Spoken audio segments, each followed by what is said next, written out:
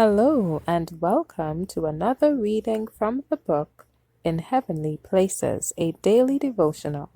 Today's reading is entitled God's Plan for Support of His Work, October 23rd. The liberal soul shall be made fat, and he that watereth shall be watered also himself. Proverbs 11:25. The Lord has made the proclamation of the gospel dependent on the consecrated ability and the voluntary gifts and offerings of His people.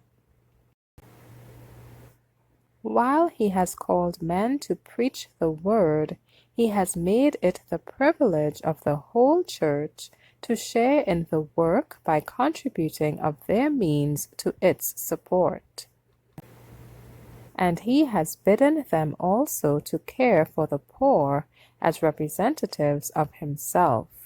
A tithe of all our income the Lord claims as His own, to be devoted solely to the support of those who give themselves to the preaching of the gospel.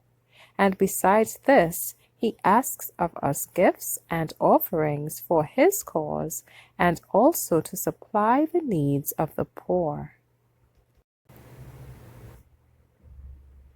The Lord is ever bestowing His blessings and mercies upon men. Should He withdraw these gifts, we should perish. Every moment He has His human family in view. He maketh His sun to rise on the evil and on the good, and sendeth rain on the just and on the unjust. Matthew 5:45. He gives us fruitful seasons, filling our hearts with food and gladness. Acts 14:17. It is God who gives men power to get wealth. The quick, sharp thought, the ability to plan and execute are from Him.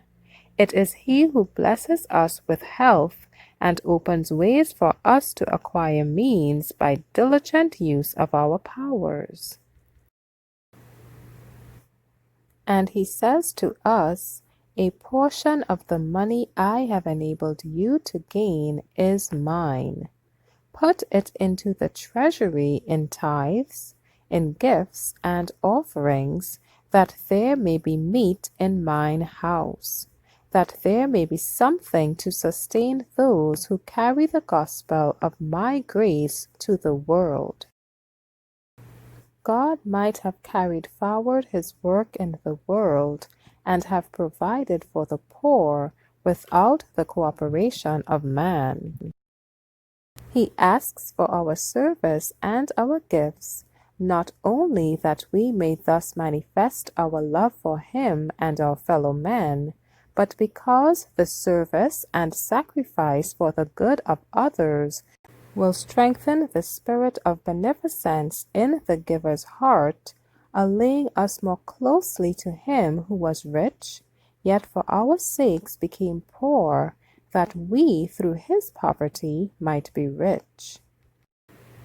And it is only as we thus imitate the Saviour's example that our characters will be developed in His likeness. Thank you for listening today. Be sure to join me tomorrow for another reading from the book In Heavenly Places. God bless you.